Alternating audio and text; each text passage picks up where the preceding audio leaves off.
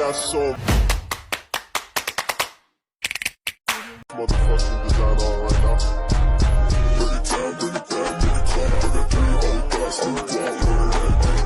Assalamualaikum warahmatullahi wabarakatuh. Perkenalkan, nama saya Febianti Ramayani dengan NIM 22102004 dari Prodi Ilmu Pemerintahan. Video ini saya buat untuk memenuhi mata kuliah Teknologi Informasi Pemerintahan dengan dosen pengajar Bapak Sahril Budiman SSMPN. Di sini saya akan menjelaskan hasil materi yang saya dapat tentang konsep realita dan tantangan digitalisasi pemerintah. Baiklah, langsung saja kita lanjut ke materi pembahasan. Materi pertama, ada konsep digitalisasi pemerintah.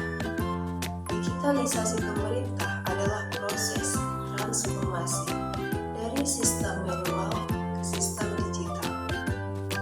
Nah, dalam penyelenggaraan urusan pemerintahan, konsep ini bertujuan untuk menciptakan pemerintah yang responsif, inovatif, kolaboratif, dan inklusif.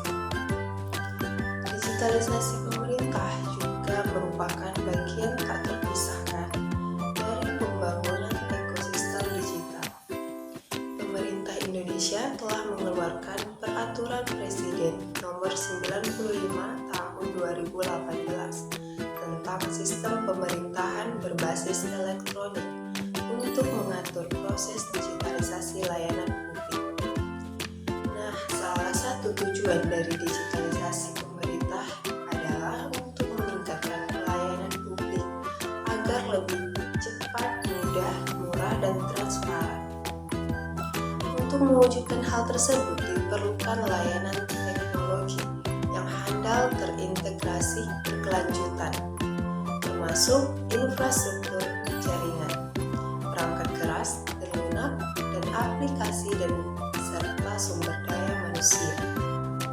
Selanjutnya kita lanjut ke materi pembahasan kedua.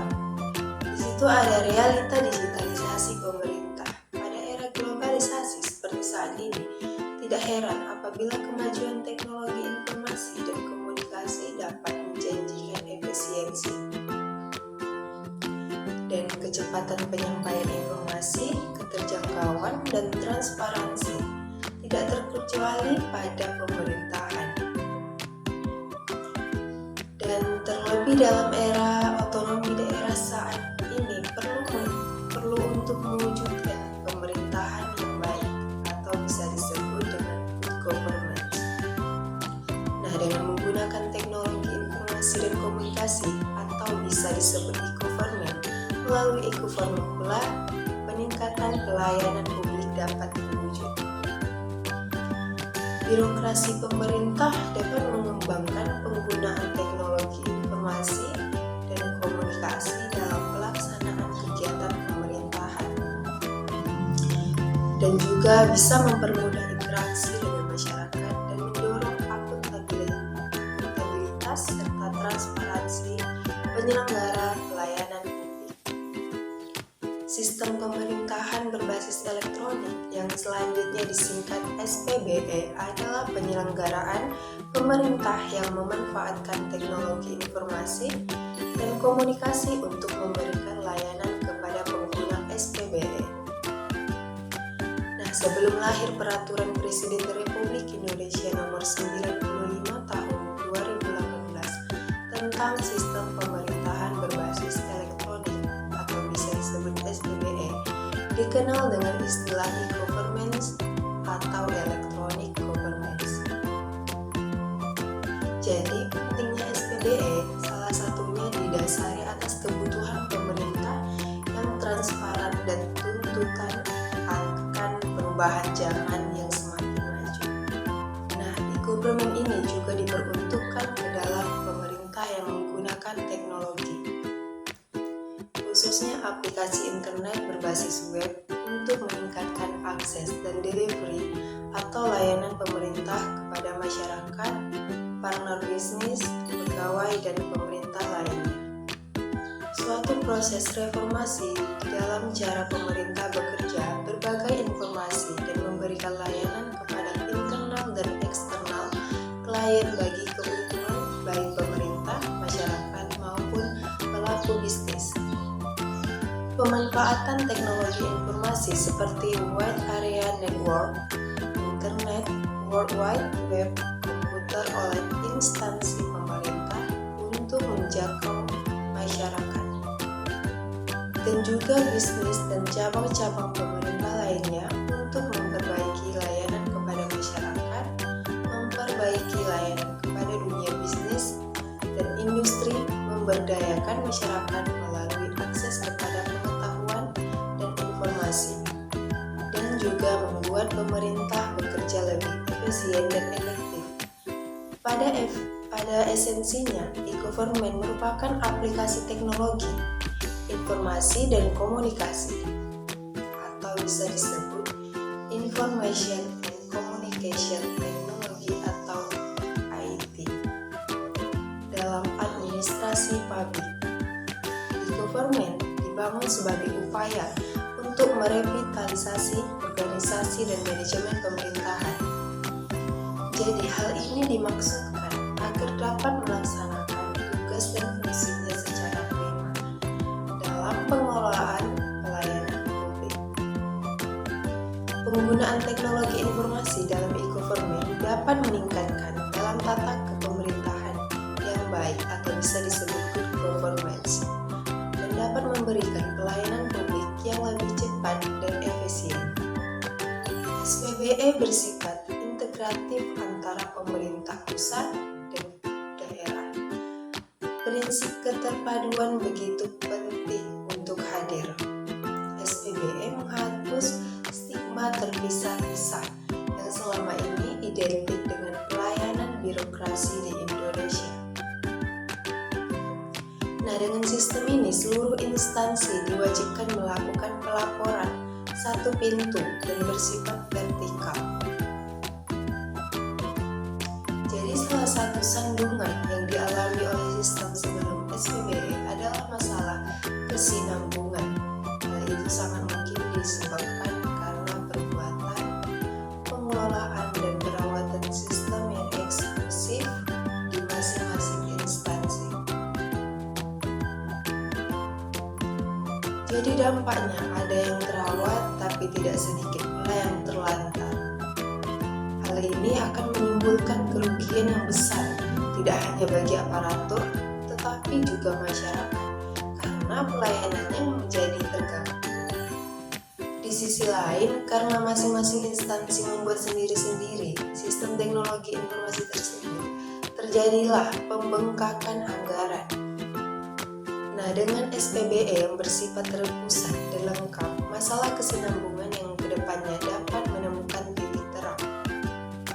Pelaksanaan sistem pemerintahan berbasis elektronik di instansi pusat dan pemerintahan daerah ditunjukkan untuk mewujudkan proses kerja yang efisien, efektif, transparan, dan akuntabel, serta meningkatkan kualitas pelayanan publik dan merupakan peluang inovasi bagi pemerintah dan Indonesia harus bergerak menggunakan ilmu pengetahuan dan teknologi untuk menghala pertumbuhan ekonomi. Nah, agar pelaksanaan sistem pemerintahan berbasis elektronik dapat berjalan untuk mencapai tujuannya, maka perlulah secara konsisten diajukan evaluasi sejauh mana kemajuan dan pelaksanaan sistem pemerintahan berbasis elektronik di setiap instansi pusat dan pemerintahan daerah. Nah, pemerintah menyadari pentingnya peran SPBE untuk mendukung semua sektor pembangunan. Upaya untuk mendorong penerapan SPBE telah dilakukan oleh pemerintah dengan menerbitkan peraturan perundang-undangan sektoral yang mengamanatkan perlunya penyelenggaraan sistem informasi atau SPBE. Sejauh ini, kementerian, lembaga, dan pemerintah daerah telah melaksanakan SPBE secara sendiri-sendiri sesuai dengan kapasitasnya dan mencapai tingkat kemajuan SPBE yang sangat bervariasi secara nasional. Jadi, untuk membangun sinergi penerapan SPBE yang berkekuatan hukum antara kementerian, lembaga, dan pemerintahan daerah, diperlukan rencana induk SPBE nasional yang digunakan sebagai pedoman bagi instansi pusat dan pemerintah daerah yang untuk mencapai SPBE yang terpadu.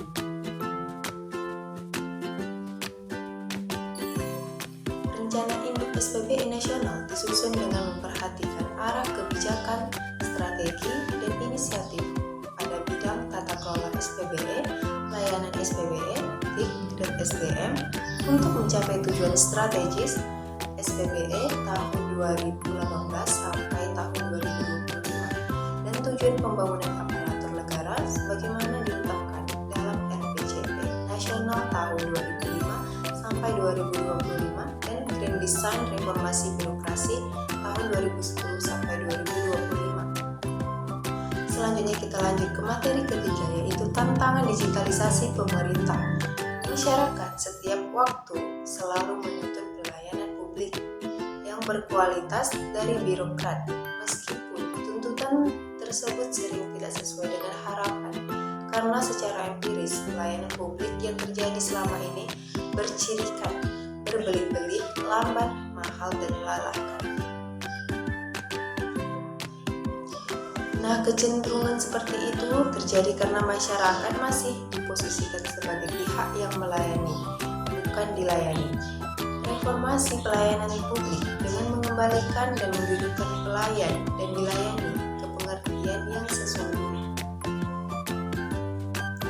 Pelayanan yang seharusnya ditujukan kepada masyarakat umum kadang dibalik menjadi pelayanan masyarakat terhadap negara.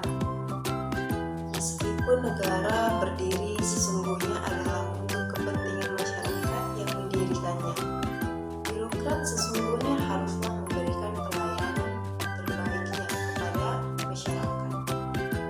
Pemerintah harus menuntut setiap pejabat publik, baik politisi maupun birokrasi, untuk wajib bertanggung jawab dan mempertanggungjawabkan kepada publik segala sikap, perilaku, dan kebijakannya dalam melaksanakan tugas pokok, fungsi, dan kewenangan yang diamanahkan kepadanya. Pemerintahan pada hakikatnya adalah pelayanan kepada masyarakat. Pemerintahan tidak dimaksudkan untuk melayani dirinya sendiri, kelompoknya, keluarganya, tapi untuk melayani masyarakat serta menciptakan kondisi yang memungkinkan setiap anggota masyarakat mengembangkan kemampuan dan kreativitasnya demi mencapai tujuan bersama. Penggunaan elektronik government atau disebut e-government masih membutuhkan pemantapan serta pematangan dalam kualitas pelayanan seperti efisiensi, kepercayaan, reliabilitas, maupun dukungan masyarakat. Jadi, hambatan pelaksanaan pelayanan publik berbasis digital masih belum dapat dihindari, dikarenakan e-government di Indonesia masih berkutat dengan masalah teknis.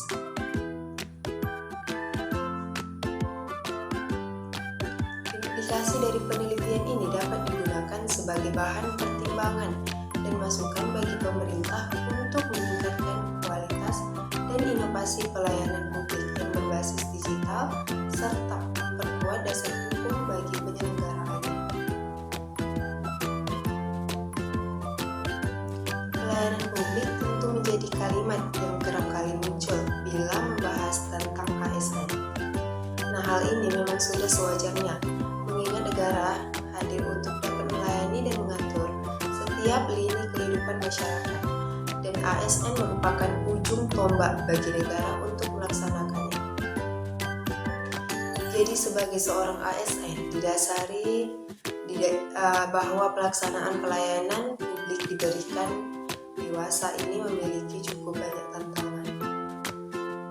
Tuntutan masyarakat sebagai pembayar pajak untuk negara akan pelayanan prima dari pemerintah kian hari kian meningkat.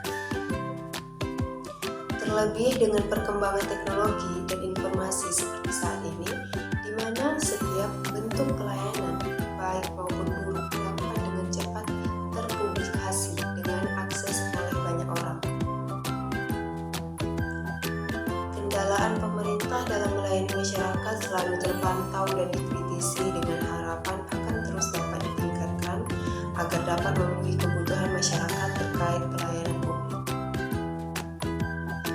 masyarakat juga mengharapkan negara untuk dapat memberikan pelayanan secara prima. Masyarakat ingin setiap rupiah pajak yang dikeluarkan dapat digunakan oleh negara dengan sebaik-baiknya untuk melayani masyarakat. Jadi pelayanan prima merupakan konsep yang menggambarkan adanya komitmen penyedia jasa. Dalam hal ini pemerintah untuk mempersembahkan kualitas pelayanan terbaik yang sesuai atau bahkan lebih dari harapan pengguna jasa atau bisa disebut masyarakat. Pelayanan publik menjadi bagian strategis dan penting termasuk keterlibatan masyarakat di dalamnya. Dalam konteks pelayanan publik, inovasi biasanya merupakan hasil atau tindak lanjut dari proses evaluasi dan perbaikan atas keluhan, aduan, dan masukan dari masyarakat selaku pengguna layanan. Jadi artinya, partisipasi masyarakat sangat berdampak terhadap potensi inovasi yang dilakukan oleh penyelenggara pelayanan. Semakin masyarakat proaktif peduli terhadap perbaikan pelayanan publik, semakin besar potensi penyelenggara layanan melakukan inovasi atau layanannya. Tantangan pelayanan publik yang dihadapi saat ini semakin berat dan kompleks.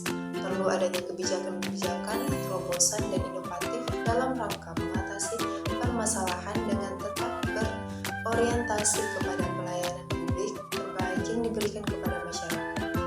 Jadi keputusan dan kebijakan yang diambil terutama terkait digitalisasi harus secara jelas, tegas, dan clear memberikan dampak dalam rangka mendorong terciptanya kesejahteraan rakyat.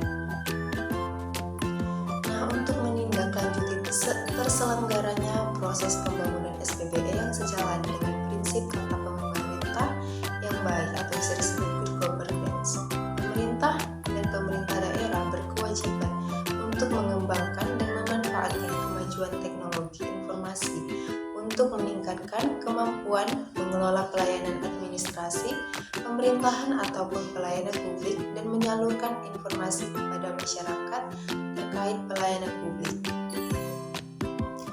Jadi pemerintah perlu mengoptimasikan pemanfaatan kemajuan teknologi informasi untuk membangun jaringan sistem informasi, manajemen dan proses kerja yang memungkinkan pemerintah bekerja secara terpadu dengan menyederhanakan akses antar unit kerja guna mewujudkan pemerintah yang berorientasi terhadap pelayanan publik demi mensejahterakan masyarakat.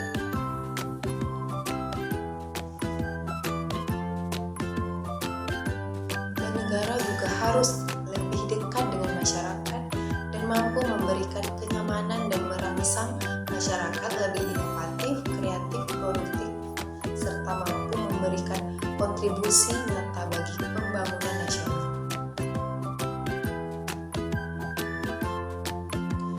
Kolaborasi, komitmen, dan inovasi dalam pemberian layanan publik sangat diperlukan, dan kondisi yang sekarang dihadapi menjadi pendorong untuk melakukan inovasi ke arah digital melalui menuju pemerintah digital masa depan.